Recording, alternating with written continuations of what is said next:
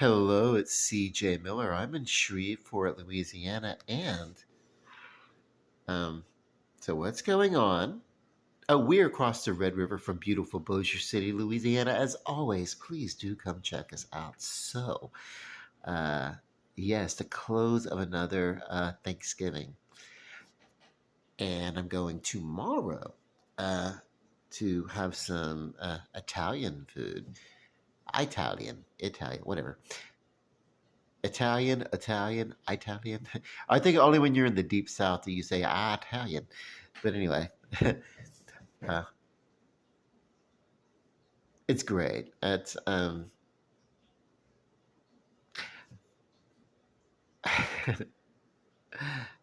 winding down from the energy of the day. It was a high energy day, but it was a good day. It was filled with uh,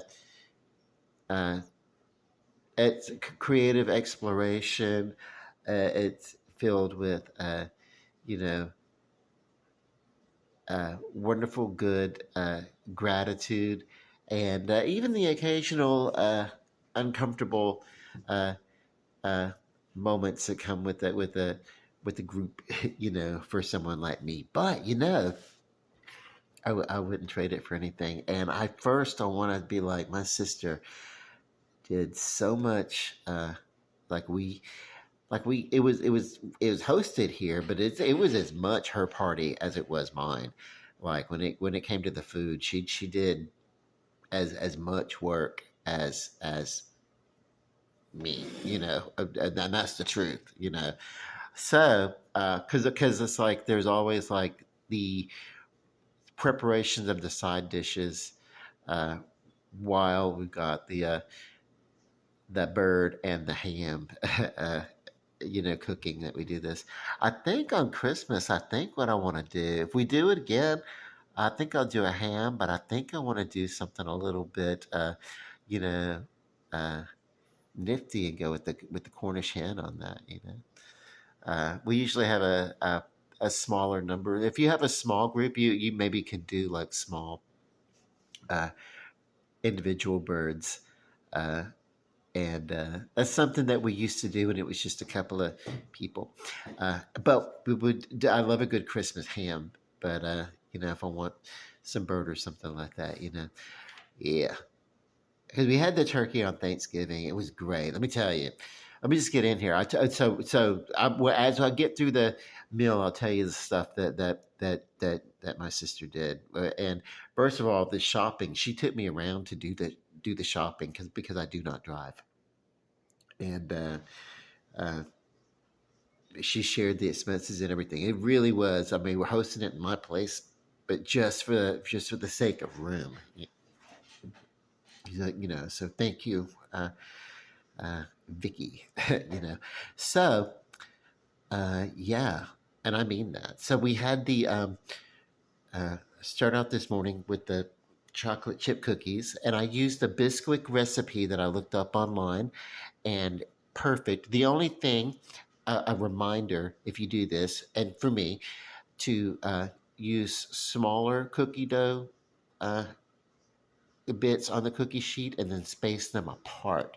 This recipe really swells. I added to the recipe, I added uh, just a touch of baking powder, just maybe like it didn't call for it. It's in the biscuit, but I like to add a little extra leavening, and it does help with giving a good soft cookie. Sometimes I tend to crowd the cookies, and in this case, I did. In this case, I crowded the cookie, uh, but it didn't really hurt it that much. Um, it was cool. But that's what we kind of munched on just as we came in, and it was kind of like, hey, whatever. And then, the little extra, whatever. I like this is the kind of like the first little amuse booze that when people start coming in, it's like we can sort of have, if we're in the kitchen and we're setting up the kitchen and stuff like that, then we can sort of eat whatever it is that we munch on. We get like first dibs, everything like that. And then people arrive throughout the day from the moment we start setting out. But that cookie came first. Then we did crackers and dips and cheeses and meats. So the Bisquick cheese balls with the cheddar cheese balls, the Bisquick. We love those. I've done those with other flours and everything like that. It is the Bisquick, and what I do is um, I use a milk or a cream or something like that. I add a little bit of that into it. Um, some recipes call for it. It's a four recipe. And then some people don't. It's the Bisquick, the sausage of your choosing, cheddar cheese, and the milk. And then what I do is with the cheddar cheese, I like to use a different type. I like to use a cheddar, but I also like to use something else, into it. I don't know, so whatever. So I usually have many different types of cheeses on hand. It's a matter of taste. I used a smoked Gouda in these balls with the cheddar. So uh, cheddar cheddar Gouda sausage balls. They're the real sausage fest. That one, cheesy sausages in a ball. Anyway, so I'm sorry. I haven't even made the jokes where I kept asking people if they wanted some of these nuts, but nobody did. But the cookies. It was a chocolate chip, but what I did was I crunched up some of the nuts. I did not use the almonds. Almonds are kind of you need to like basically beat them with the mallet or whatever, and they'll split off in different kind of ways. I just ugh. Well, it's not ick. I mean, they're delicious. I'll eat an almond raw, but they don't break apart very easily. So I like softer tree nuts in a cookie. And now I know why almond cookies are such a special uh, treat sometimes because they're like a bitch to work with. Okay, so but I've done an almondine. I know why almondine is like, hey, it's a fancy. Really, I always wonder about it. Like a trout almondine. Why is it such a? It tastes good. It tastes good. But why does a nut make it so? Why is it so special that an almond? Well, now I get it. If you get it if you don't mechanically cut those, and you trying to cut it by hand, it's a right pain. And then so they charge more for sliced almonds and stuff like that. And that's why the almondines, are more. Yeah. Anyway, never mind. Screw it. Uh,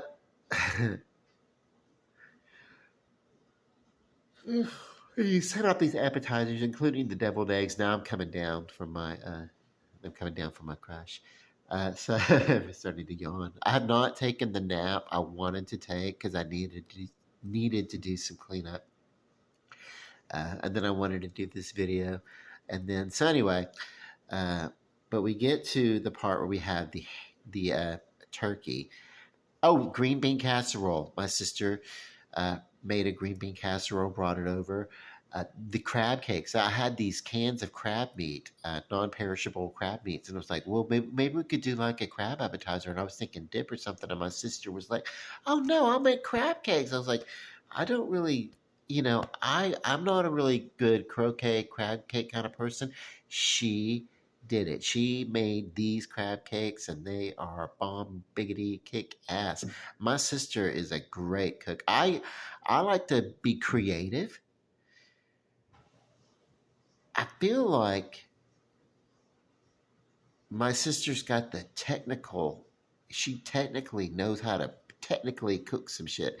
And between my creative flair for taste and her technical, I think if we ever decided to partner up and run a restaurant, uh, hell yeah, we would kill it. You know, like I'm just saying, because she can cook. She can cook. I was all about like sauces and desserts and things like that. But she really can cook. So she really made these crab cakes, and she made the dip. She I'm sure she didn't whip the mayonnaise herself, but she could have.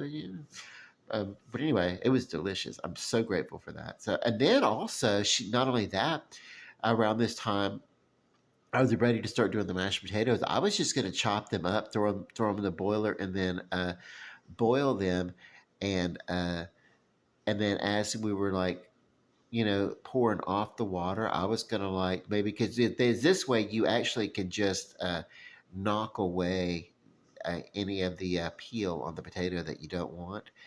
Uh, with the gloved hand or a wooden spoon or something like that, it knocks right off. That's my little tip. You actually can boil a potato, chunks of potato with the skin on. But she wanted to cut it into smaller chunks anyway. And she's right about one thing. If you cut a potato into smaller bits, then it gets boiled to a mashed till it's ready to be mashed uh, faster. So yeah, to expedite the boiling of the potato, she cut it quick. She can cut through a potato. Yeah, no, that's correct. So yeah, she did it, and I let her go. And then the dressing, she helped with the dressing. I like the dressing. We were using a, a cornbread dressing mix, but it was to go into the oven. Now, I could do it straight from cornbread. I could make a cornbread and then turn it into a cornbread dressing. But yeah, but we added our little touches to it. Then my sister had the idea of using the turkey broth rather than chicken broth, and that was wonderful. And so it was great. And so the turkey that I used, Tony Chateaubriand. I can't say that word. I'm Louisiana Southern. I'm Northwest Louisiana right now, but I've spent a good bit, like years, in fact, in the Southeast Louisiana, uh, uh, near the Delta and everything. And I still cannot pronounce Tony Chateaubriand. But they get the Zatarans also is another brand of Cajun seasonings. But in this case, we just say Tony's. Tony, hey, hey, Tony, it's Tony, like Antonio Tony, uh, terrible accent. I cannot do accents. I don't know. Actually, anyway, so Tony, tell me about the Chateaubriand. I can't say that word, Chateaubriand. So anyway, but the injectable, you inject it into the turkey. So yeah, and it says you can, you don't have to use all of it. It recommends maybe like you using a quarter of the of a. It's a 20-pound turkey, bra, and I am an excessive person. I do things to excess, and then uh, I don't like frequently based a turkey. I start out with all the herbs, and I put like a lot of rosemary in particular on top of a chicken because it's a natural antibacterial and everything. So, but I really do. I have some things that I like to do to my turkeys, and I don't mind saying that a tremendous amount of butter. I don't do watery broths or anything like that. I'll let just enough of the moisture start out in the bottom of the pan because I know it's going to drain off and butter and stuff like that. So that's cool. Uh, and I don't know. It's uh, a remarkably a light amount of spillage, just a slight amount of spillage, and that was just as an accident as I was trying to get the turkey out of the oven. Uh, because this was a 20-pound turkey that we're trying to cook in a standard size oven, not a professional oven. So yeah, uh, and it wasn't. Yeah, they're like, hey, you can like take your turkey and you can carve it into pieces and then roast it, and it'll roast faster. And I'm like, yeah, but I like the idea of a whole turkey, and I should have taken pictures, but we're just having fun with the family. I was focusing on the visiting, and that's what it should have been. That we didn't get around to taking photos of all the food, but then or a video or something. But we made a ham, And we also had a 20-pound ham. We were walking around the store trying to decide which ham to buy, and then we came across a 20-pound ham, and we're like, oh, hell yeah. This spiral ham is going right back in the freezer, and we are getting this 20-pound ham. And I do not regret it because there's a lot of it left, and I'm a ham eating fool, I'm going to tell you. So, and then what else? What else? I pretty much named all that. And then the desserts. So I made a creme brulee. The creme brulee, this reminded me when I followed the recipe, and it was not underdone, but it was just this side of loose. You know what I mean? So it was fun. It had a silky glossiness, everything that it should have, and everything like that. And it reminded me of the custard that Piccadilly Cafeteria used to have. My mother worked there throughout. Like she started her restaurant career there and worked there throughout retirement. Like over 25 years, you know. So we got very familiar with the egg custard that they did, which was kind of it was this loose version of a creme brulee. Uh, and when I was little, I didn't like it. Uh, I didn't like the idea of it and everything, but yeah, no, it was great. My sister loved it, so no wonder she raved on that. What I did though with this was I saved the meringue, the egg whites, and I made a meringue, and then I made a cake by blending the heavily sweetened meringue with the cake batter. And I put those in bundt cakes, and we served that alongside the creme brulee as part of the creme brulee dessert. Uh, and then my youngest nephew, my nephew's son, did not particularly care for it. And then so we had ice cream for him. And then we also had no pecan pie that my sister brought. So that was good. Uh, and what else? It's a lot of food, right? I did not do the Alfredo. We scaled back on some of the things that we were going to do. So with all this food that I'm naming, and I'm telling you, these are not like little amounts of all this food. We made a lot of it, and we scaled back uh, because it was just going to be half the amount of people that we thought it was going to be for dinner. You know, like uh, my niece was out of town, and one of my other nephews was out of town, and otherwise, yeah, we would have loved to have had more people. My brother-in-law was here for a bit, but he couldn't stay for dinner. So yeah, I was like, okay, well that's cool. We can like kind of back off a little bit on the uh, you know food a little bit, but it was great. Okay, and I'm really excited because we hung out and then we ate the food, but it wasn't just that; it was the hanging out. I loved it. And my nephew, look, he taught me how to uh, read tablature. Now, people have been trying to teach me this since I started to learn to play guitar, and it's like, "Dude, I'm not getting it. It's like, well, it's kind of cool. They give you the string. They tell you where the fret is, but they do not tell you finger placement. You can use whatever kind of damn finger you want to. Yay. And I still can't bar chords. I don't think I'm going to be. I've like a shorter index finger than like a lot of people. You know what I mean? If you have smaller hands, maybe I could do some bar chords on a small electric guitar, but acoustic guitar, barring is just not an acoustic car on a dreadnought, I should say, is not going to be my thing. Uh, I don't know. We'll see. But I'm so grateful. I think it's because my nephew knows me. Like I was like one of those nomadic people in my 20s, and so sometimes I would go to their house and I would stay with them for a couple of weeks, or sometimes even for a few months at a time. And so I got the uncle nanny privilege. I would be the